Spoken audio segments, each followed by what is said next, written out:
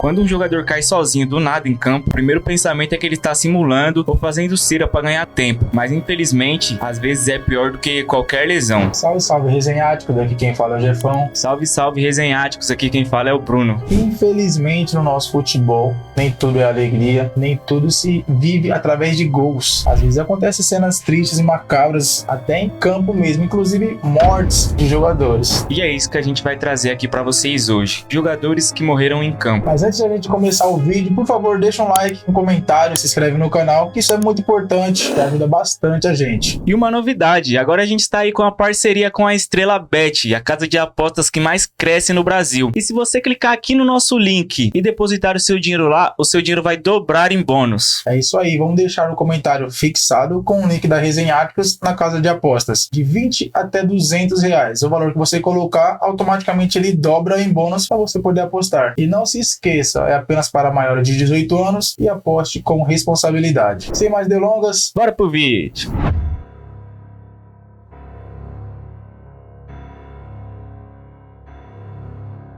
Nos últimos anos, o futebol vem exigindo muito dos jogadores, principalmente na parte física. Inclusive, em um episódio, na Copa das Confederações de 2003, um volante chamado Fouet, que atuava no Manchester City e na seleção de Camarões, no meio da partida ele literalmente desabou em campo, aparentemente caindo desacordado. E todo mundo ficou sem entender nada do que tinha acontecido com o jogador. Tudo parecia um mal-estar ou um cansaço do jogador, por a partida já estar no segundo tempo e era uma semifinal, então já estava finalizando ali o campeonato, mas os jogadores foram chegando mais perto do Fouet desabado no chão e viram que o seu olho estava virando. E para o espanto de todos, o atleta estava tendo um mal súbito em pleno campo enquanto fazia uma disputa oficial pela sua seleção. E para a tristeza de todos que estavam ali no campo e na torcida, os médicos não tiveram sucesso algum em tentar reanimar ele naquele momento. E a autópsia do jogador mostrou que ele tinha um problema cardíaco e que piorava cada vez que ele jogava futebol, assim levando o jogador a óbito com apenas 28 anos. E o próximo jogador da nossa lista é um atleta que se chamava Bruno Boban. Durante uma partida na terceira divisão croata em 2018, o jogador Bruno Boban, de 25 anos de idade, em um lance disputado aparentemente normal na entrada da área, tomou uma bolada no peito. Tudo parecia normal naquele momento, até que segundos depois o jogador desabou no chão. O técnico do Marsona, time que o Bruno jogava, disse que não perdeu apenas um jogador, mas sim um filho. E ele chegou a relatar que no momento que fizeram a massagem cardíaca e a respiração no jogador, ele chegou até a voltar, mas não resistiu e acabou falecendo em campo.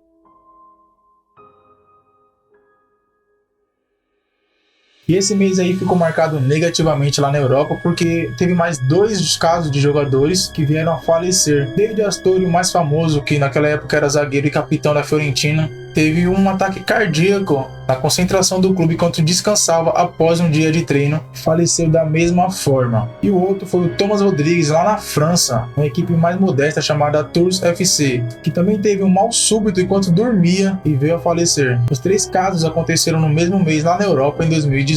Em 2010, aqui no nosso futebol brasileiro, mais precisamente no Campeonato Carioca, teve o caso de um jogador chamado Fred, que jogava pelo Mesquita do Rio de Janeiro. Em uma partida contra o Cabo Friense, o jogador simplesmente caiu desmaiado no campo. E pelo calor que fazia, não era algo tão incomum, né? Foi o que todos pensaram ali no momento. Isso tinha ocorrido por causa do calor. Porém, quando a equipe médica chegou no local, percebeu que ele teve um mal súbito. Mas a chegada da equipe médica não foi tão rápida assim. Quando eles chegaram, perceberam que o jogador precisava imediatamente de um desfibrilador para poder tomar um choque e ter uma reanimação cardíaca em campo. Infelizmente, o estádio não oferecia as condições necessárias para esse tipo de manobra e o jogador veio a falecer com apenas 26 anos de idade. Em 27 de outubro de 2004, um dia marcado como um dos mais tristes na história do futebol brasileiro. Um jogo televisionado que tinha um time badalado, finalista da Libertadores e campeão paulista, que era o caso do São Caetano, contra um tradicional São Paulo, prestes a ser campeão da Libertadores e do mundo. Em um jogo de muitos gols e muito disputado e intenso, Serginho caía no chão aos pés do atacante Grafite do São Paulo. Há uma demora para todos em voltas entender a gravidade da situação, até que quando percebem, o jogador já está tendo uma parada cardíaca respiratória e o desespero toma conta do ambiente. Torcida muito agitada, vendo os médicos tentando reanimar o jogador com massagem cardíaca, e a torcida chamava a ambulância para dentro de campo, que teve uma certa demora. E em uma entrevista após a partida, o goleiro do São Caetano chegou a confessar que os exames de pré-temporada do atleta apontaram que ele tinha uma arritmia cardíaca leve, mas que não impossibilitava o jogador de continuar atuando. Houve uma irregularidade, então, no exame dele, é isso?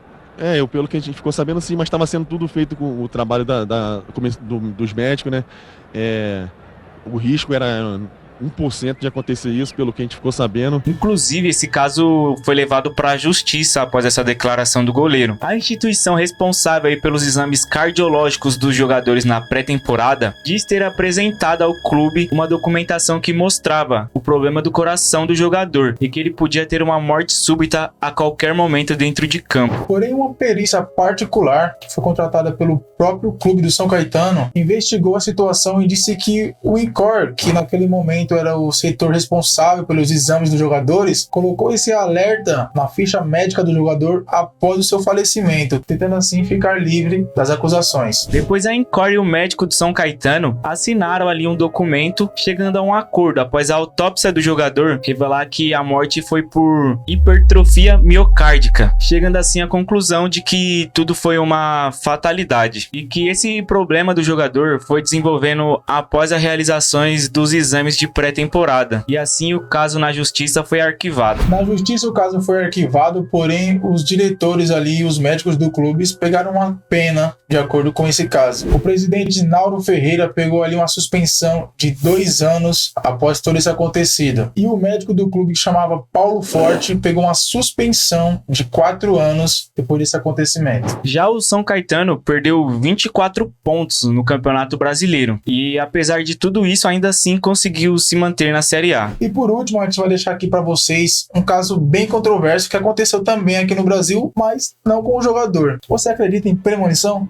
Eu não acredito, né? Mas pra você aí que tá se perguntando, Premonição é aquele filme que as pessoas tentam de qualquer maneira fugir da morte e em algum momento a morte vai e pega elas. E nesse caso aconteceu algo bem curioso e bem parecido. Em 2016, no acidente da Chapecoense, onde teve o maior número de mortos relacionados ao esporte, um jornalista esportivo conseguiu sobreviver à queda do avião. Rafael Enzi era um dos 5 sobreviventes daquele trágico dia. Porém, alguns anos depois, jogando futebol ali com seus amigos numa quarta-feira à noite, ele acabou tendo um problema do coração e veio a falecer. Parece até irônico, mas foi exatamente isso que aconteceu. Ele conseguiu escapar da queda de um avião, assim como o filme. O próprio futebol acabou tirando a vida dele anos depois. E esse foi o vídeo de hoje. Não esquece de seguir a gente nas redes sociais, Instagram, TikTok, Twitter. Não se esqueça também de deixar o seu like nesse vídeo e se inscrever no canal se você ainda não é inscrito. E obrigado por assistir até aqui. Tamo junto. Valeu.